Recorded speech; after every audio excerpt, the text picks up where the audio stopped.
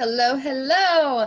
All right, so it is almost Halloween, at least at the time of this recording. It is October 17th, and Halloween is October 31st, as I'm pretty sure everybody is aware of. So I thought that it would be fun to kind of tell a little bit of the history of Halloween.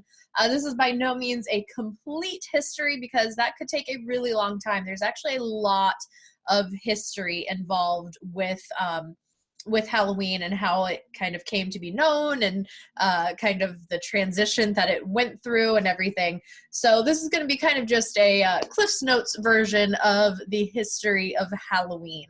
So Halloween is also known as Samhain, which it's spelled not how it sounds. It's spelled Samhain, but it's pronounced Samhain, and it is actually an old Celtic celebration.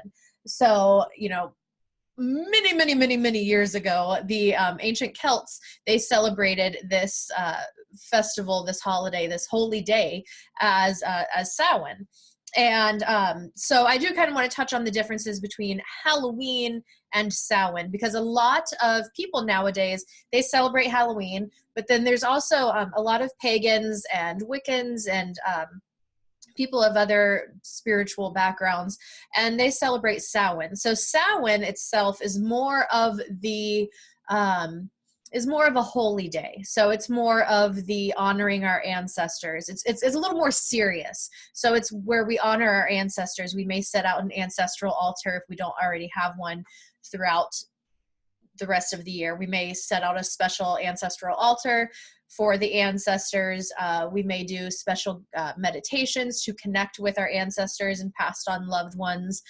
We may also at this time do, divination, special divination that we might not normally do throughout the year, because it is believed that the veil between the living and the realm that the spirits live on is thinnest on Halloween. So it's a good time to do that type of divination. It's an excellent time, like I said, to connect to your ancestors.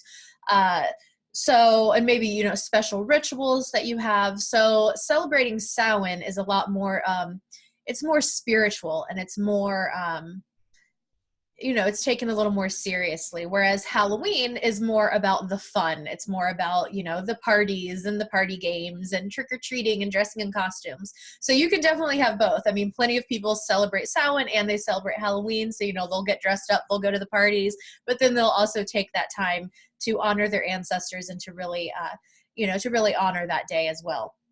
So way back when, like I said, the ancient Celts had Samhain.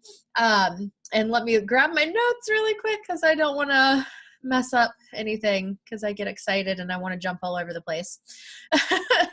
So this is the official complete end of summer. The harvests have been completed. It's when the night is now getting longer. So it's really about kind of honoring the end of the season and kind of the death and the dying of the season. And so it's basically kind of the death of the god. So it's a time for mourning. Those who worshipped the ancient Greek deities, it's a time when Persephone was taken down to the underworld. So this is a time where Demeter starts to mourn the loss of not being with her daughter for, 6 months out of the year. So the crops are starting to die. The earth is starting to quiet down. And so that's what this festival, this holiday was for. And it was also because, like I said, that it was, the veil between the living and the dead was at its thinnest. So this was also a time for the ancient Celts to connect with their ancestors as well. So that's kind of the origin of Samhain, and then what we know of as Halloween kind of transitioned from that. It's an interesting little transition. So then came along, so the Celts had Samhain, and then along came Christianity. And so what Christianity did, and the Pope and everything, and the kings, they they found that rather than just completely trying to convert all of the pagans and all of the Celtic people, rather than trying to just completely convert them, they realized that it was easier to just kind of overlap their Christian faith and beliefs and religions onto the pagan religions. So, and especially Samhain was a very, very meaningful and special holy day for the ancient Celts and pagans. So basically the Catholic Church, the Christians, decided to put All Souls Day kind of overlapping onto Samhain, because All Souls Days has a lot of similarities as well. It's, to honor our ancestors and to honor the souls that have passed on. So they tried to overlap it, but it basically persisted. They were never able to really extinguish Samhain and the practices that people partaken, whatever that word is. They were never able to completely wipe that out from people. So some of the things that people would do, and you may notice this is how things transitioned. So like I said, the veil between the living and the dead it's thinnest on Halloween, and they believed that the spirits would be able to come out and walk amongst the living. So one of the reasons for dressing up was to kind of disguise yourself from the spirits. So that way they weren't able to follow you home, or they weren't able to take you with them back to the underworld or to the other side. So dressing up in costumes was kind of a way to distract the spirits. It was also, this is kind of where the trick for trick or treat came about, is it was believed that some of the spirits, especially the more the not so nice ones, would come back and they would play tricks on the living. So they would, break windows, or put soap on the windows, or break fences, just, nuisance things like that. When in reality, I mean, that was a good night for, if you didn't like your neighbor, you could easily, break their window and blame it on the spirits. So that's kind of where the mischief came in with Halloween and that holiday. The treat part of it is the children would go around. Well, there's some differing opinions I've read on this. So it would either be just the poor from the villages would go door to door asking for soul cakes, or it would be the children going around asking for soul cakes. But either way, it was basically they'd go and they'd ask for soul cakes, and the people in the house would give you this little soul cake, and in return, the person would pray for their ancestors and for their loved ones. So that's kind of where the treat aspect came in of trick-or-treating. So when all of the immigrants were coming over from Ireland, especially during like the potato famine and the 1800s, they brought these traditions with them. So that's kind of how it became known in the United States, because it wasn't really, there was before, the Irish were coming over and stuff, it wasn't really a well-known thing. It didn't exist here in America. So they brought these traditions with them. And it really kind of just took off from there. People would have parties and celebrations.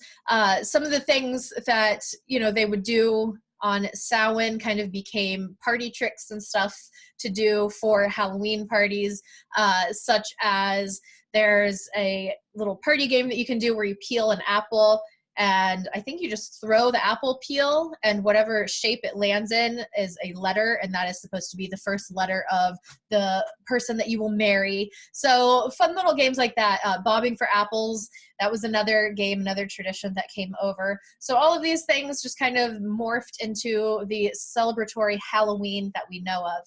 And for a while, it kind of seems like the more religious or spiritual aspect of Halloween they really separated.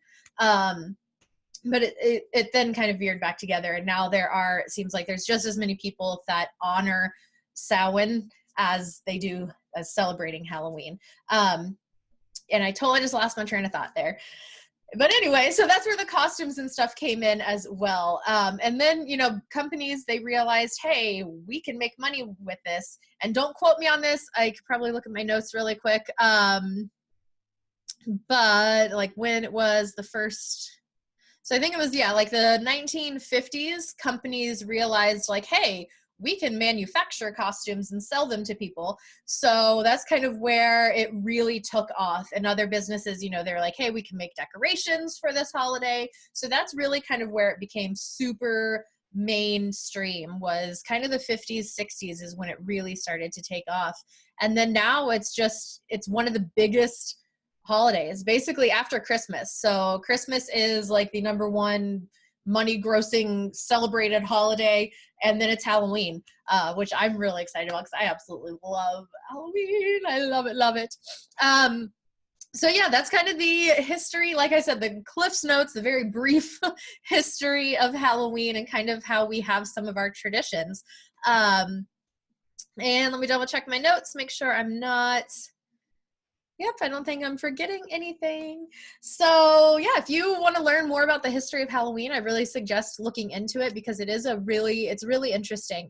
And if you would like to celebrate, you know, the more spiritual side of Samhain, as well as the fun celebratory Halloween, I urge you to, if you don't have an ancestor altar already, you can just set up an easy one. Take some photos of some of your relatives who have passed on. You know, clean off a nice space at a table just for this little altar. Put up photos of your ancestors, maybe even some items. If you have, you know, a necklace or a watch or something from an ancestor, you can place that on the altar. If there's items that your particular ancestors really loved, like if you have grandpa that used to smoke cigars, you could always place a cigar on the altar, a couple white candles, and you can just have that space for your ancestors, and you can meditate in front of it or just leave it up for 24 hours in honor of your ancestors. So that's one of the easy ways that you can really honor this holiday. Another way, like I mentioned earlier, is divination. So you could definitely make sure to try to do some tarot spreads for yourself, maybe even some scrying in a mirror. Different things like that. Oh, another way that you can honor ancestors. I really like this idea too. You could do this in conjunction with celebrating your own ancestors, but this is nice. Like I said, just to do in general, but then also if you don't really know your ancestors, if you don't have any images or, you know, you weren't close to anybody in your family, go to one of your local cemeteries and kind of just walk around and notice if there's any tombstones that are overgrown. You can, you know, get the weeds out of the way, maybe even bring some flowers. And if there's any tombstones that call out to you, you know, any sort of people that call out to you while you're walking through the cemetery, leave some flowers on some of the graves. And, you know, you can honor, even though they may not be your blood ancestors, they are ancestors. So you can honor them in that way as well. And that's something you can even include your kids with. If you have children, I think it's a great way to help them honor those who have gone before us, and to just show some respect for, you know, those who are no longer with us. So I hope that you enjoyed that, and I will talk to you later. All right, bye.